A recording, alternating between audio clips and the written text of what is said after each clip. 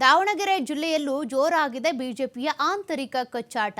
ಮಾಜಿ ಶಾಸಕ ಎಂಪಿ ರೇಣುಕಾಚಾರ್ಯ ಅವರನ್ನ ಉಚ್ಚಾಟನೆ ಮಾಡಬೇಕು ಅನ್ನುವಂತ ಆಗ್ರಹ ಕೇಳಿಬರ್ತಾ ಇದೆ.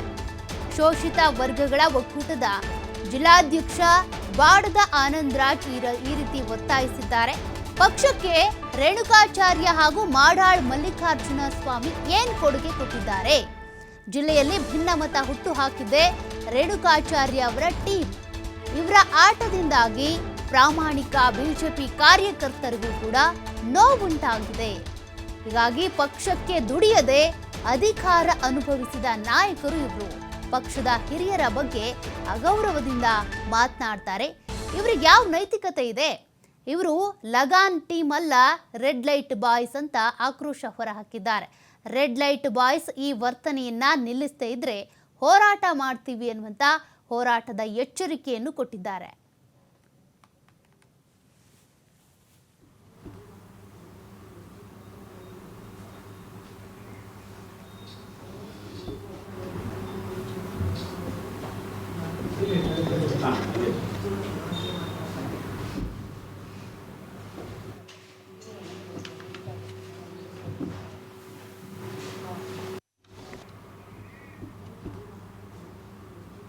ದಾವಣಗೆರೆ ಜಿಲ್ಲೆಯಲ್ಲಿ ಭಿನ್ನಮತ ಬಿಜೆಪಿಯಲ್ಲಿ ಭಿನ್ನಮತ ಹುಟ್ಟಾಗ್ತಿರ್ತಕ್ಕಂಥ ರೆಡ್ ಲೈಟ್ ಬಾಯ್ಸ್ ರೇಣುಕಾಚಾರ್ಯ ಮತ್ತು ಮಾಡಾಳ್ ಮಲ್ಲಿಕಾರ್ಜುನ ಅವ್ರನ್ನ ಈ ತಕ್ಷಣದಿಂದಲೇ ಉಚ್ಚಾಟಿಸ್ಬೇಕು.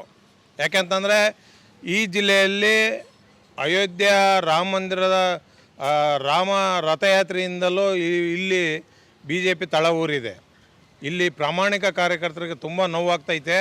ಇವರು ಎಚ್ಚೆತ್ಕೊಳ್ಬೇಕು. ರೇಣುಕಾಚಾರ್ಯ ಅವರು, ಮಾಡಾಳ್ ಮಲ್ಲಿಕಾರ್ಜುನ ಅವರು ಈ ಪಕ್ಷದಲ್ಲಿ ಏನೋ ಪಕ್ಷಕ್ಕೆ ದುಡಿಯದೆ ಅಧಿಕಾರ ಅನುಭವಿಸಿ ಬ್ರಹ್ಮಾಂಡ ಭ್ರಷ್ಟಾಚಾರ ಮಾಡಿ ಇವತ್ತು ಪ್ರಾಮಾಣಿಕರ ಬಗ್ಗೆ ಮಸಿ ಬೆಳಕಂತಕ್ಕಂಥ ಕರ್ತವ್ಯನ ಕಾರ್ಯವನ್ನು ನಿಲ್ಲಿಸ್ಬೇಕು, ತಕ್ಷಣ ನಿಲ್ಲಿಸ್ಬೇಕಂತೇಳಿ ಈ ಮೂಲಕ ಒತ್ತಾಯಿಸ್ತೀವಿ. ಇದು ದಾವಣಗೆರೆ ಜಿಲ್ಲೆಯ ಲಗನ್ ಟೀಮ್ ಅಲ್ಲ, ಇದು ರೆಡ್ ಲೈಟ್ ಬಾಯ್ಸ್ ಅಂತ ಹೇಳಿ ನೂತನವಾಗಿ ಆಯ್ಕೆ ಮಾಡಿದ್ದೀವಿ.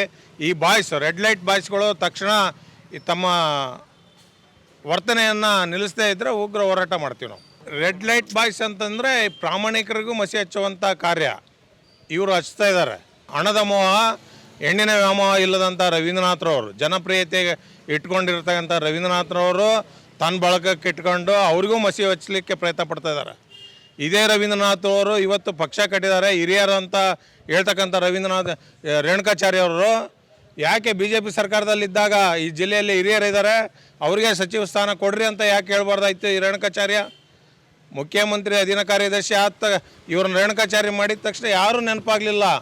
ಈಗ ಹಿರಿಯರು ಪಕ್ಷ ಕಟ್ಟಿದ್ದಾರೆ ಅಂತ ಹೇಳ್ತೀಯ ರೇಣುಕಾಚಾರ್ಯ ಅವರೇ?